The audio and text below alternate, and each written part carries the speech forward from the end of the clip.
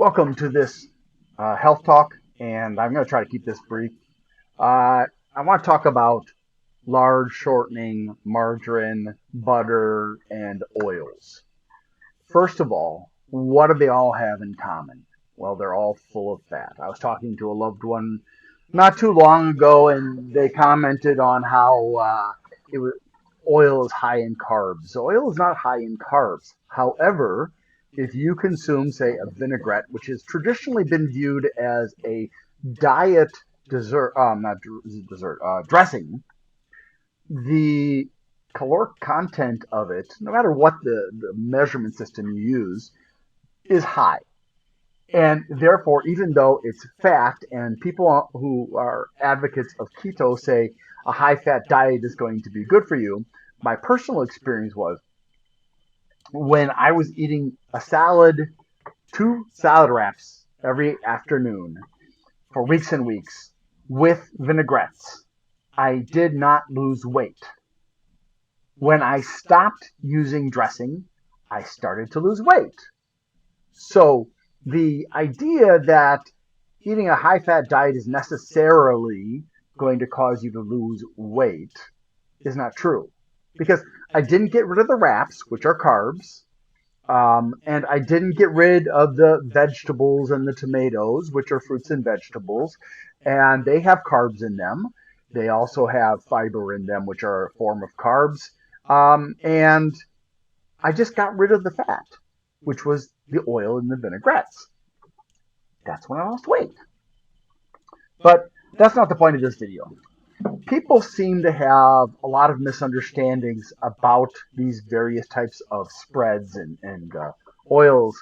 And I want to try and clear it up for you because there's a lot of bad information out there. There's some crazy person who's posing as a health influencer who says they eat a stick of butter every day or whatever it is, which is just stupid.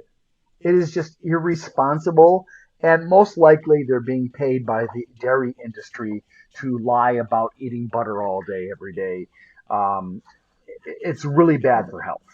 And all you have to do is look at what happened in Finland before Puka and his team, Pekka Puska, sorry, and his team of doctors and scientists took over and took Finland from being the country, one of the countries with the worst case of um, heart attacks and so on, to dropping them down on the list.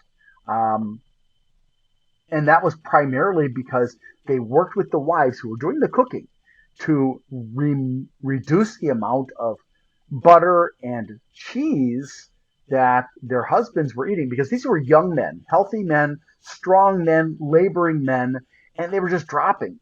And they replaced the cheese and the butter with canola oil. Canola oil was originated in Canada, which is why it's canola. And it's from low erucic acid rapeseed oil. Please don't ask me why they call it rapeseed oil. I don't know. Um, and when they did that, the incidences of heart disease dropped.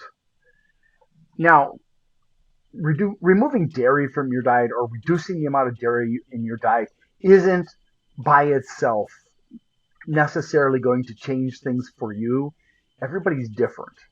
But, but, it can, generally speaking, for many people, make a difference in terms of their health and how long they're going to live.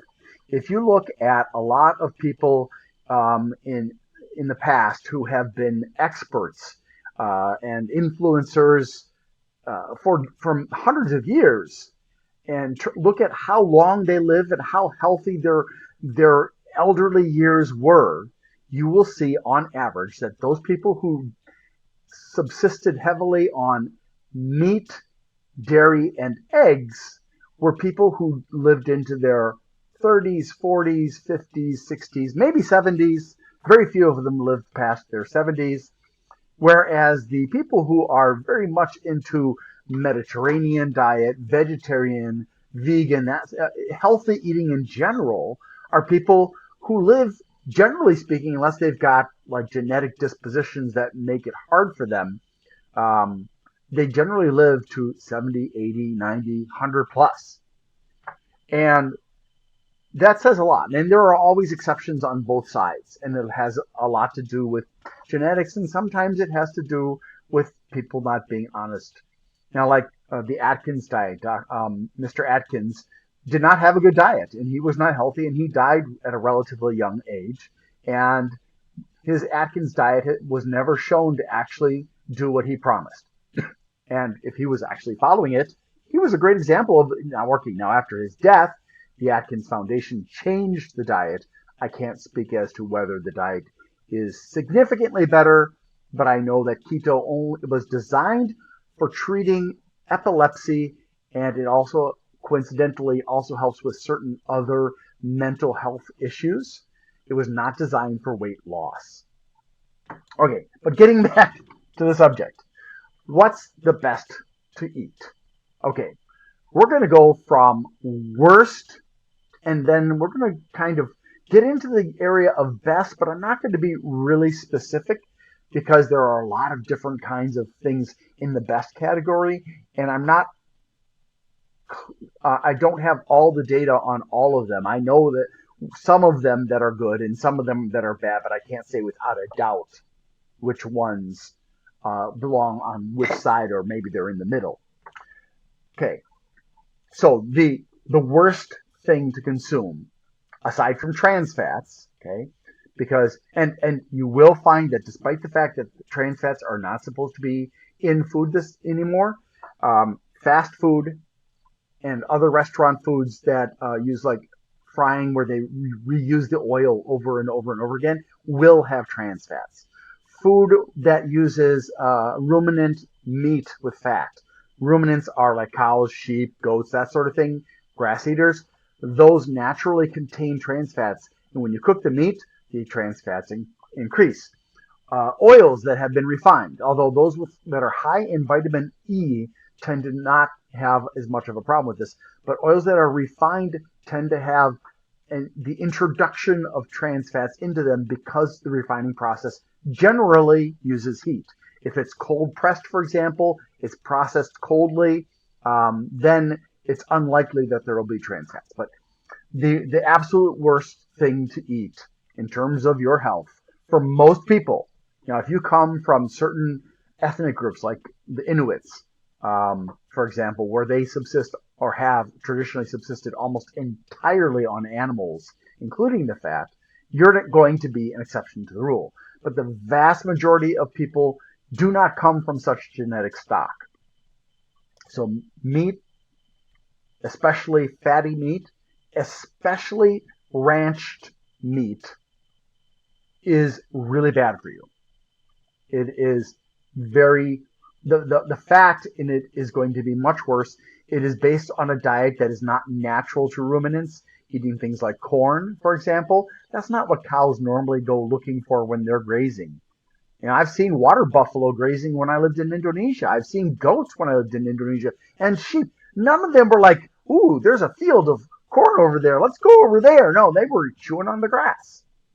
So if you have a choice between grass-fed and animals raised on things like corn, go for the grass-fed.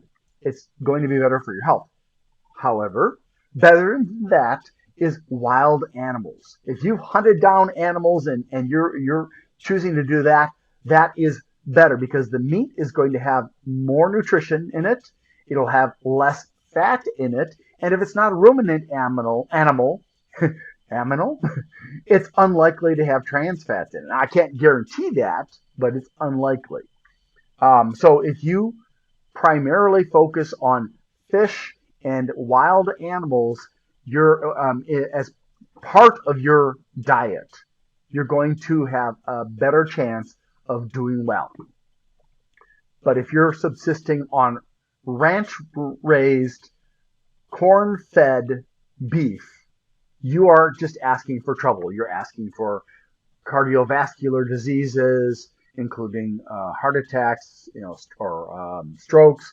You're asking for diabetes because over time the excess amount of fat that you get from that meat, and the fat content of meat, especially Wagyu, is extremely high. In some cases, it's 60% fat, and that's really, really bad. So, as much as Wagyu may be enjoyable, it may taste good, and it may be very soft, it is really, really bad for your health, especially if you have a hard time seeing the meat in the fat. Um, so, that is the worst. And right, very, very close to that are butter and shortening. Now, again, I talked about Finland before, so I'm not going to go into detail about the butter. Shortening used to often contain trans fats in it because the food industries were trying to find a way to make a better fat that they could sell and it wouldn't go bad fast. And trans fats was, partially hydrogenated oils were the solution. Oil is fat. And now, of course, that's not supposed to be sold anymore, but there are industries where they still have trans fats in their food. And I occasionally in my reviews come across products that contain trans fats, and I'm always shocked because trans fats are banned in a lot of countries now. Unfortunately, there's an exception for restaurants and bakeries, which are definitely a great place to get trans fats. So butter and shortening are bad choices. Lard, really bad. All of those are top of the list. Stay away from. Okay, and cheese is a little bit different because it has probiotics in it. See, cheese is created with fungus, sometimes with bacteria as well. And it goes through a special process. I even learned about cheese making. I can tell you right now, don't buy store-bought ricotta and mascarpone. It's garbage. If you make your own, you buy some cream and you make your own, it tastes so much better. But cutting back on dairy products in general, especially high-fat ones, is a good idea. Although if you want to imbibe in something, find the cheeses that have been processed with culturing, with fermenting, so to speak. So the hard cheeses are a good choice. Unfortunately, mascarpone and ricotta are not cultured whatsoever. That's sheerly done using like an acid to make the whey separate from the curds. But if you find ones that are actually processed using fungus, like a blue cheese or cheddar or whatever, not the processed cheeses like Velveeta, sorry, not American cheese, sorry. And even the fake cheeses, because a lot of those have palm and coconut oil in them, or fat. None of those are going to be good for your health. Now, after that, the next worst is going to be hard margarine. And that would include, like, if you buy coconut oil, but at room temperature, it looks solid, that's a bad sign. If something looks solid at room temperature, and you should look at that and say, okay, that's fat, and at room temperature, it's 80 degrees or whatever. I don't remember the melting point for coconut and palm oil. But if it's that, then that's bad saturated fat that is turning into a solid because the temperature isn't high enough. So you should avoid those. Now, the next worst would be soft margarine or spreadable or margarine. And right behind that would be sprayable margarine, which is almost an oil form. And then we get to the oils, the pure, I'm a liquid oil. And again, if you're choosing between a virgin oil and a refined oil, try to stick with the virgin oils, the cold pressed oils. If they use heat extraction, try to avoid that. Now, within the oil category, there are people who claim that seed oils are bad. But the fact of the matter is that seed oils have been with us for thousands of years. Now, I know Nina Teicholz on stage and in her and stuff, she claims that cooking oils are new. They're not. They've been around for thousands of years. Talk to any self-respecting archaeologist, etc., and they will tell you that. For example, sesame oil. It's been around for a long, long time. And it's only one of several, including olive oil, has been around for a long, long time. In fact, I think there are biblical references to olive oil and other kinds of oil. So anybody who tells you that seed oils are new and that they're bad for you, they're partially lying. Some are worse and some are better. So olive oil is great. Canola oil is great as well. And some of the others are really good. Some of them are very volatile, so they go bad pretty quickly. Like walnut's not very stable. But if you can get it when it's fresh, like make it yourself. Or make sure that you get it from a source where they're making it like daily. That is the best thing. And don't let it sit on your shelf for 6 months or a year. That's going to cause it to slowly degrade. And if it's in the sunlight or if it's exposed to heat, it'll degrade even more rapidly. And God forbid you should ever put it in a pan and heat it up to the point that it's smoking, because that means it's turning into trans fats, and you're going to have to throw it away and start over with fresh oil. And you don't need a lot of oil. Now, there are other oils that don't benefit you, like, for example, corn oil. Stay away from that. There are numerous studies that have demonstrated that corn oil has a lot of MUFAs, or monounsaturated fats, and it doesn't help you in terms of your health. But the ones that have MUFAs and PUFAs, like olive and canola and rapeseed, low rustic rapeseed, do help because they have both PUFAs and MUFAs. And then worse than things like corn oil, and I believe peanut oil and a few others and obviously refined oils, is coconut oil and palm oil, which are all within the same broad family. Coconuts are a type of palm. Now, I know there are people out there who argue with me in the reviews, and they say, you're stupid, you should do your research. I've done my research. I know that coconuts are within the palm family. Have you ever seen a piece of coconut and compared it to a piece of palm? I have. I've even tried to climb them. I can't. But I've had palm fruit and I've had coconut fruit, and I've done the research. They're within the same big family. And so, unfortunately, they have different kinds of saturated fats in them that are not good for health. What's the best, aside from olive and canola and similar?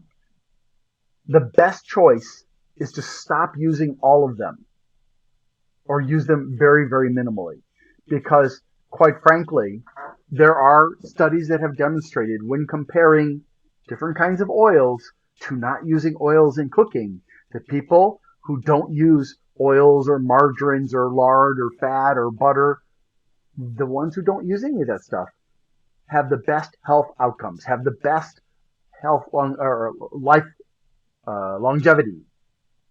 So that's what I've learned from various sources, including research, and I hope that it helps you to make better decisions for your health. If you have any questions, I'll try to answer. I'm not the foremost expert, or even I'm not even an expert, okay? But I've done my research, and I feel pretty confident that having talked to various experts, that I know what I'm talking about. So, take it with a grain of salt. Maybe not too much salt. Yeah. Anyways, thanks for watching, and I hope you have a great day.